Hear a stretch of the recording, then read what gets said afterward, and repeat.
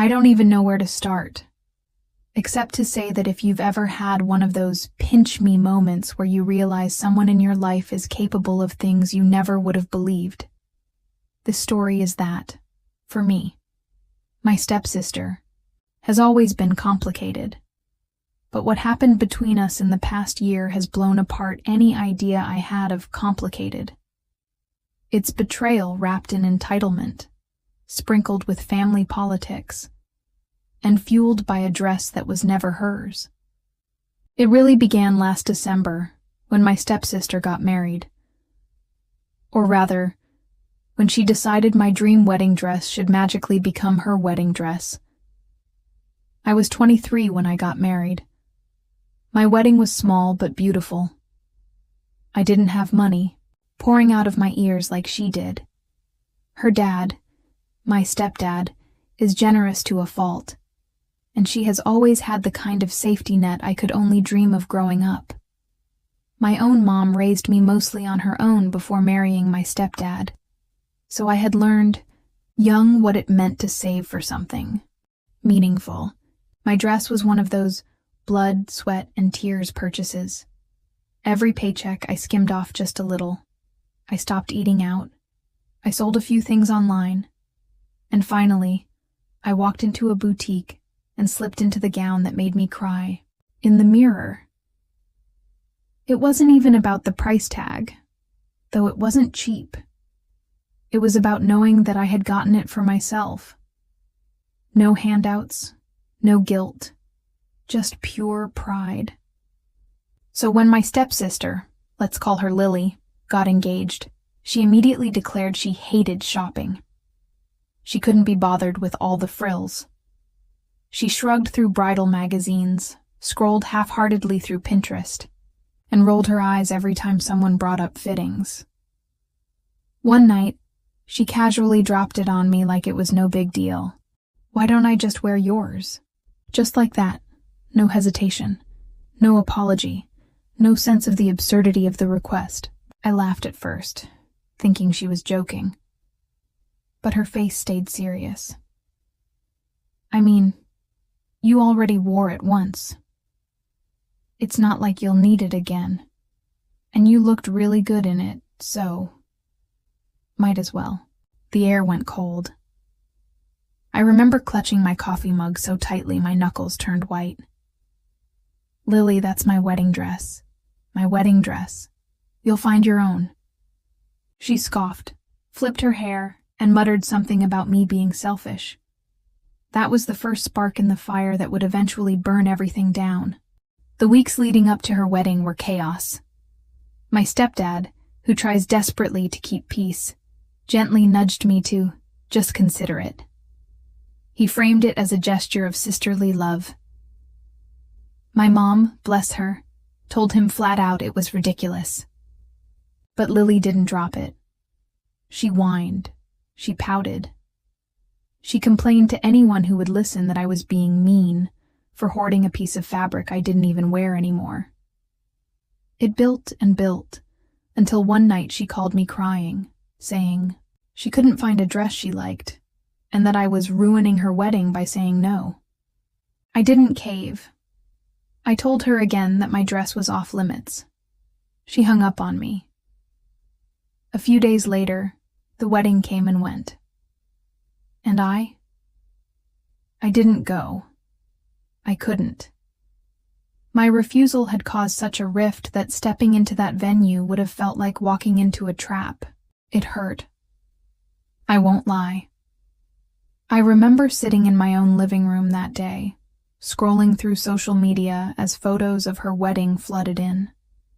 She wore some hastily bought dress that clearly wasn't her dream gown, and though she looked beautiful, she always does, there was a bitterness in me that I couldn't shake.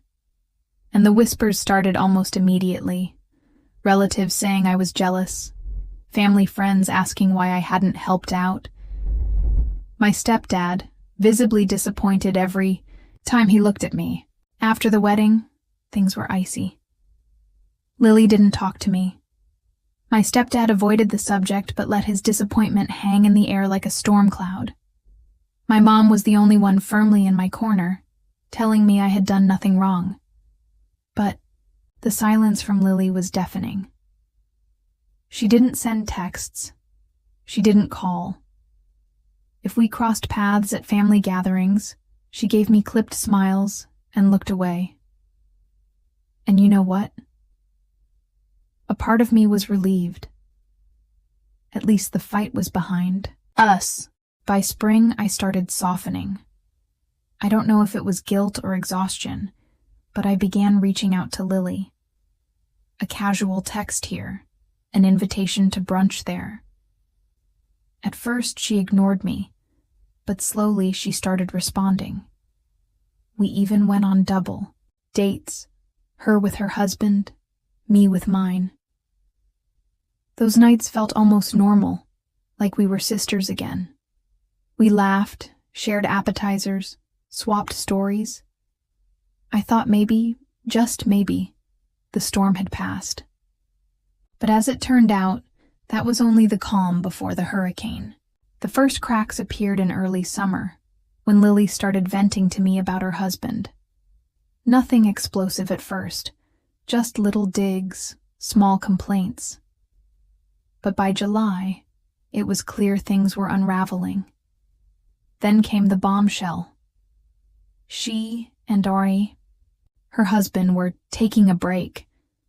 She said it so casually, like she was announcing a weekend getaway. But underneath, I could hear the fury, the heartbreak, the chaos bubbling just under her surface. After that, she vanished. Ghosted me completely. No texts, no calls, nothing. I told myself she just needed space. I told myself not to take it personally. But if only I had known what was coming next, I wouldn't have waited so patiently. I would have locked my closet door. It was a Wednesday in mid-August, just past noon. My phone lit up with her name, and for a second I thought my eyes were playing tricks on me. She hadn't called in weeks. My stomach twisted with both relief and dread as I answered. Her voice was breezy, casual, almost too casual. Hey, I was wondering if I could come over, just to talk. Those words hit me harder than I expected. After months of tension, icy silence, and broken trust, here she was, asking to sit down and talk. Part of me wanted to hang up, to protect myself from another round of manipulation. But another part, the hopeful, vulnerable part, was thrilled. Of course, I said, trying to keep the smile out of my voice. Come by whenever. When I hung up, I sat in stunned silence, staring at my phone. My stepdad had been pushing for reconciliation for months, almost guilting me into making peace. Maybe, finally, this was the turning point. Lily arrived an hour later, dressed like she had just stepped out of a lifestyle magazine. Hair perfectly curled, nails freshly painted, perfume clinging to her like armor. She breezed into my house, hugged me a little too tightly, and flashed a smile that didn't quite reach her eyes. We sat down in the kitchen. I poured us coffee, and for a while, we talked. Or rather, she talked. About her break with her husband, about the dates she had lined up, about how free she felt without the weight of married life pressing down on her. I nodded. I listened. I smiled where appropriate. I told myself this was progress. Then, halfway through her latte, she tilted her head, gave me a sheepish grin, and said the words that still echo in my ears. Hey, can I see your closet? I've got a date tie. Tonight and literally nothing to wear. At first I froze. My closet has always been my sanctuary. Every piece of clothing in there, from the bargain bin sweaters to the carefully chosen dresses, feels like a piece of me. But then, I thought, maybe this was full circle, a chance for us to bond. A chance to rewrite the bitter history of last December when she demanded my wedding dress. So I smiled and said yes. We walked down the hall to my bedroom. I pulled open the closet doors, and she stepped inside like a queen surveying her kingdom. Her eyes flicked over the rows of clothes, the neatly stacked shoes, the accessories carefully tucked into cubbies. "Wow," she said, her voice laced with something I couldn't quite place. "You've really curated this, haven't you?" I laughed it off, suddenly self-conscious. I pulled out a few outfits I thought might suit her. A chic blouse, a skirt that had only seen daylight twice, a pair of tailored pants. She tried each one against her body in the mirror, pursing her lips, shaking her head. Finally, I found a dress I thought looked stunning on her, a soft lavender number that hugged her figure in all the right places. Her face lit up. This is perfect." She slipped it into the tote bag she had brought with her, thanked me with a dazzling smile, and said she'd return it soon. At the time, I felt oddly warm, like I had finally done something to mend the bridge between us. Little did I know, in that same moment, she had already taken more than I could have ever imagined. The days after her visit passed without much thought. She texted me a photo of herself on her date, wearing the lavender dress. I told her she looked amazing. She sent back a heart emoji. It was the kind of exchange that might seem trivial to most people, but to me it felt monumental. After everything we'd been through, here was a breadcrumb trail leading back to the closeness I had once wanted. But as the days slipped into a week, I noticed something. A gnawing unease in the back of my mind. A memory I couldn't quite pin down. Something about the way she had looked at my closet. The way her eyes lingered. The way she had been so quick to shove the lavender dress into her bag without hesitation. At the time, I chalked it up to paranoia, to old wounds still healing. I wish I had trusted my gut. It wasn't until the following weekend, when I decided to do some deep cleaning, that the truth hit me like a punch to the chest. I was in the bedroom, pulling things out of the closet, vacuuming dust from the corners, reorganizing shelves. I felt that strange satisfaction that comes from restoring order. And then, my eyes landed on the empty spot, right there where my wedding dress should have been hanging. Encased in its protective garment bag, was nothing. Just a hollow space, as if the dress had vanished into thin air. At first, I thought I was losing my mind. I tore through the closet, checking every hanger, every bag. I pulled down boxes, searched under the bed, rifled through drawers I knew it couldn't possibly fit in. But deep down, I already knew. The last time I had seen that dress was before Lily's visit, and now it was gone. My chest tightened. I remember standing there, hands trembling, heart racing, staring at the void in my closet. That dress wasn't just fabric. It was years of saving, dreaming, and hoping. It was a symbol of the love I had built with my husband. It was a piece of my identity, and Lily had stolen it. The realization hit me in waves. First disbelief, then rage, then a sickening sense of betrayal that made my stomach churn. I tried to calm myself. Maybe I had moved it. Maybe my mom had borrowed it for something. Maybe. But no. I knew. And the only person who had been in my closet recently was Lily. I grabbed my phone, hands still shaking, and dialed her number. She answered on the second ring, her tone clipped, annoyed. "What's up?"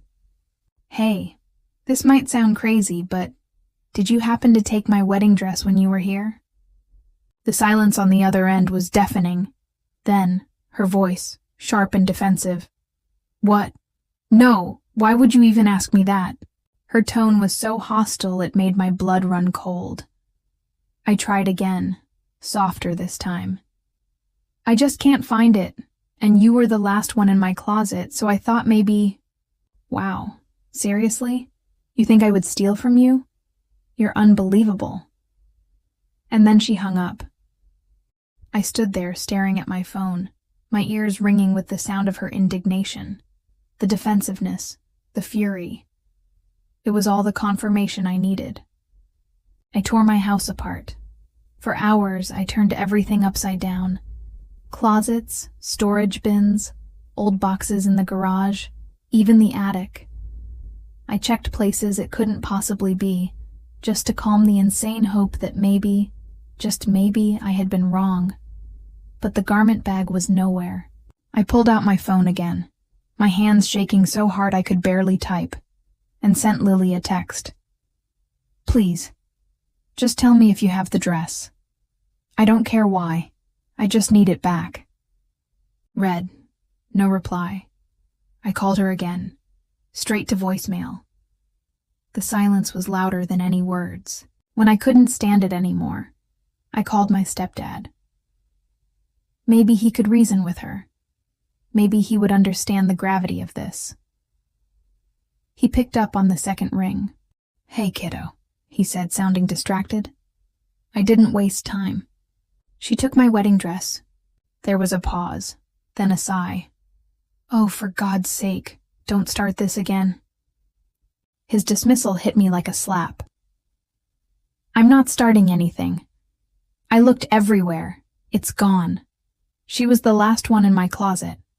And when I asked her, she freaked out and hung up on me. His voice hardened, laced with anger.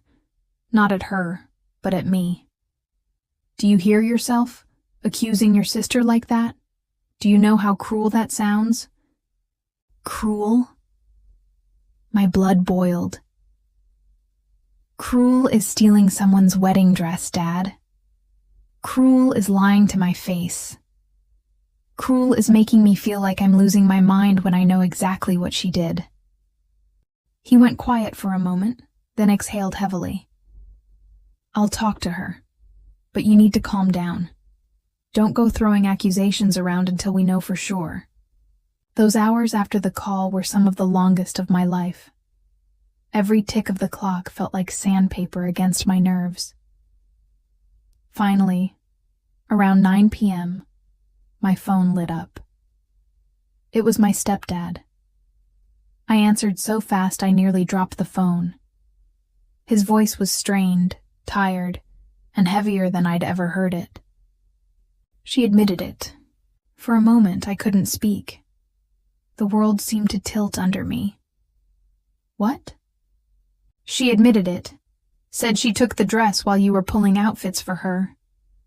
My breath came sharp and uneven. Why? Why would she? He cut me off with a groan. She wouldn't say. Just kept insisting it wasn't a big deal. That you wouldn't miss it. That she deserved it after what happened last year. Deserved it. The words sliced through me like glass.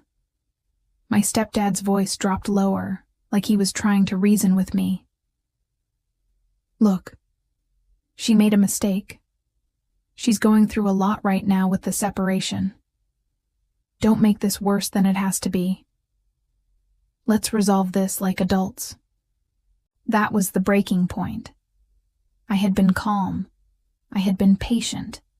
I had been understanding, even when I had no reason to be. But in that moment, every ounce of rage that I had been suppressing came roaring to the surface. Resolve this like adults? Are you out of your mind? She stole my wedding dress, Dad. The one thing in this world I worked my ass off to buy. She went into my closet, lied to my face, and took it like I wouldn't notice. And you want me to just let it slide?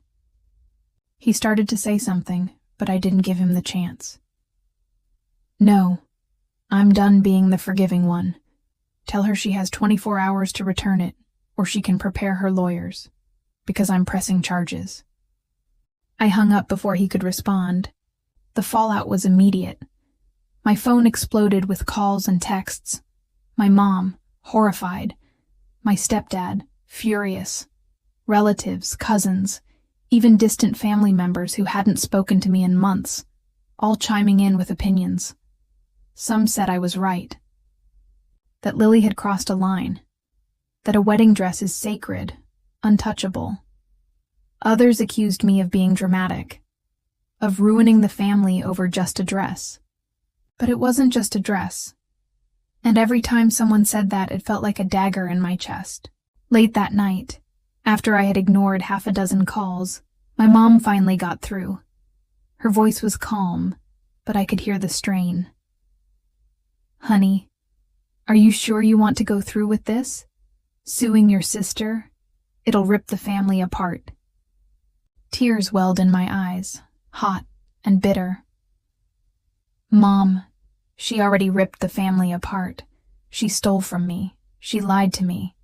And now Dad wants me to just roll over like it doesn't matter." "I know," she said softly. "I know what that dress meant to you. But once you take this step, there's no going back." I stared at the empty spot in my closet, my throat tightening. There's already no going back. That night, I barely slept. Every time I closed my eyes, I saw Lily's face. The smirk as she slipped the lavender dress into her bag. The defensiveness in her voice when I asked about the gown. The image of her standing in my closet. Her eyes, scanning like a thief. And worst of all, I imagined what she might be doing with it. Wearing it? Selling it? Tearing it apart out of spite? The thought made me physically ill. Because it wasn't just a dress. It was the memory of the happiest day of my life. The symbol of everything I had built, everything I had fought for. And she had stripped it away like it was nothing. By dawn, my mind was made up. This wasn't just about fabric. This wasn't just about a petty sibling rivalry. This was about respect, about boundaries, about standing up for myself in a family that had too often expected me to bow down for the sake of peace. So I called my lawyer. When the papers were filed, the aftershocks rippled through the family like an earthquake. Some relatives went silent, refusing to speak to me at all. Others sent private messages of support, admitting they admired me for standing my ground, but couldn't say so publicly. My stepdad couldn't look me in the eye. And Lily? She blasted me on social media, posting vague statuses about toxic people who thrive on drama, painting herself as the victim. For a while, I questioned myself. At night, lying awake in the quiet, I asked if I had become the villain, if I had gone too far. But then I'd picture that empty hangar, that gaping void where my dress had once been.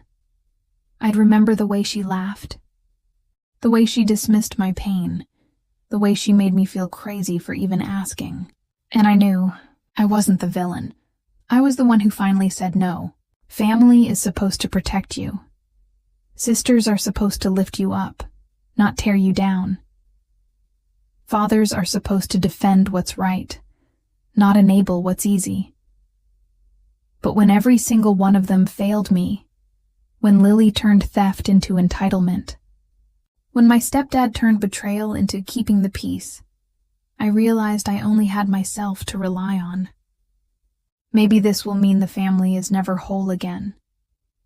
Maybe I'll always be the black sheep, the difficult one, the one who took it too far.